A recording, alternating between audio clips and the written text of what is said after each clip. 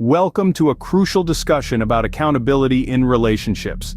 Now, when we say accountability, what do we mean? In the context of relationships, it's all about owning our actions, accepting the consequences, and taking steps to make things right. It's the bedrock of trust and respect, but what happens when this accountability is missing? Let's imagine a relationship where apologies are common, but they always come with a but. I'm sorry, but you should have, or I'm sorry, but you made me. These apologies can leave one feeling unheard, invalidated, and disrespected. Now let's take a moment to reflect on our own relationships. Do we feel heard and understood? Are apologies genuine, or are they laced with excuses and deflections? Recognizing the presence or absence of accountability in our relationships is the first step towards fostering healthier connections. Accountability isn't about taking the blame or being the bad guy. It's about respect. It's about saying, I see how my actions affected you, and I take responsibility. It's about making amends, not just with words, but with actions. However, accountability cannot be one-sided. In a relationship, both partners must be willing to own their actions, to listen, and to understand the other's perspective. It's a two-way street. Remember, accountability doesn't mean perfection. We all make mistakes. But it's how we handle those mistakes that truly matters. Do we make excuses, or do we take responsibility? Do we deflect, or do we listen and understand? Do we repeat the same actions, or do we learn and grow? These are essential questions to consider as we navigate our relationships. Recognizing accountability, or the lack thereof, can be a powerful tool in improving our connections with others. It can help us foster deeper respect, mutual understanding, and ultimately, healthier, more fulfilling relationships.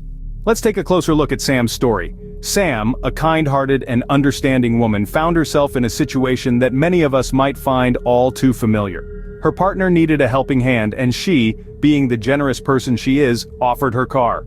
It was a simple act of kindness, a gesture of support for someone she cared about. But here's where the story takes a turn. Her partner, instead of using the car for the agreed-upon reasons, decided to visit an ex. When Sam found out, she was understandably hurt, confused, and a little betrayed.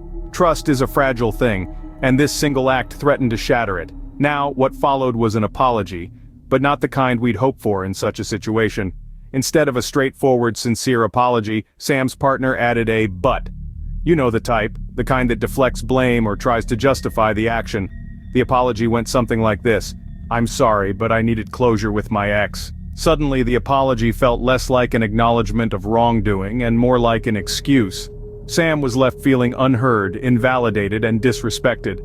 Her feelings, her trust, and her generosity seemed to be taken for granted. This situation brings us face to face with the harsh realities of accountability, or the lack thereof, in relation amends. It's about respecting the person you're with, their feelings, their trust, and their generosity. Sam's story is a stark reminder that accountability isn't just a word, it's an action. It's a commitment to respect and honesty. It's about owning up to our mistakes, learning from them, and striving not to repeat them. What happens next raises questions about accountability and respect. How will Sam's partner choose to handle this? Will they take full accountability for their actions? And more importantly, how will Sam choose to respond? These are the questions we'll be exploring as we delve deeper into the importance of accountability in relationships. When Sam's partner used her car to visit an ex's house, the subsequent apology was not straightforward. This is where we dive into the heart of the matter, the apology. To truly understand the dynamics at play, let's dissect the apology. It started off well. An admission of the act, a verbal recognition of the wrongdoing. However, the moment the word but was introduced, it negated everything that came before it. The but served as a pivot, a turning point from accepting responsibility to deflecting blame. It was as if Sam's partner was saying, yes, I did something wrong, but here's why it's not entirely my fault. This is where the apology fell short of being a true expression of accountability. True accountability is not conditional, it does not come with a but. It's an unflinching acceptance of one's actions and their consequences. It's about saying, I did this and I understand how it made you feel, I'm sorry. Deflection was another aspect that tarnished the authenticity of the apology. By shifting the focus from his actions to external factors, Sam's partner failed to own up to his actions completely. Instead of saying, I made a mistake, I should not have done that, he said, I did it because, followed by a string of justifications. This left Sam feeling unheard and invalidated. Her feelings were pushed aside to make way for excuses. This is not what an apology should be. An apology should not only acknowledge the wrongdoing but also validate the feelings of the person wronged.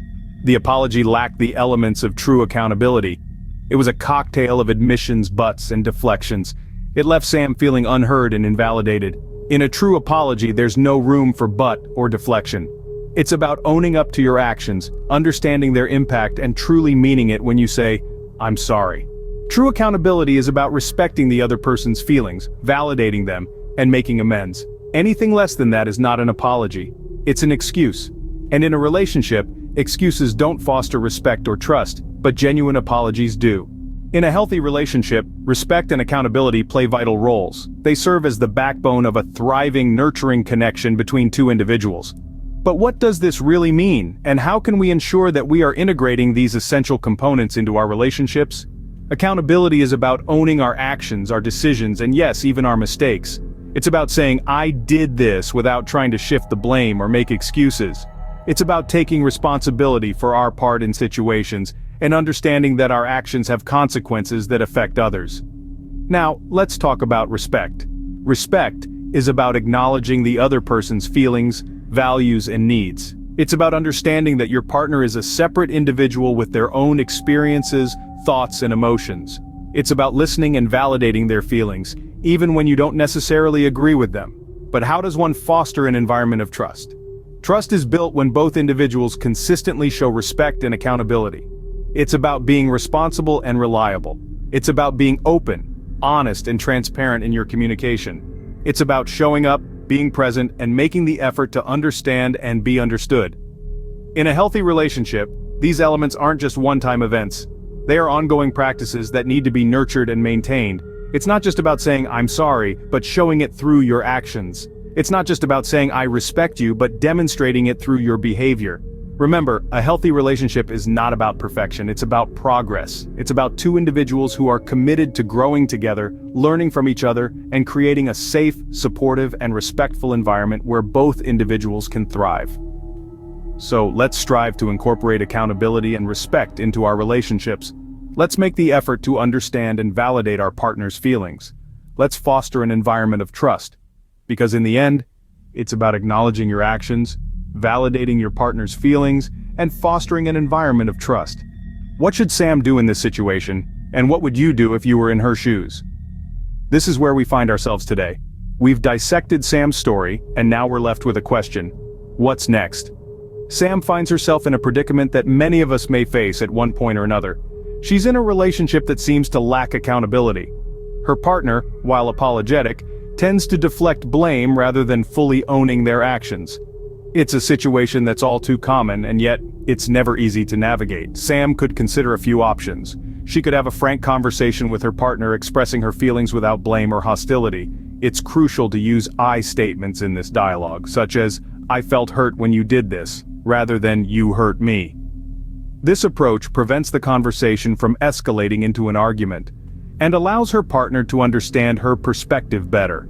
Another option is seeking advice from a relationship coach or therapist.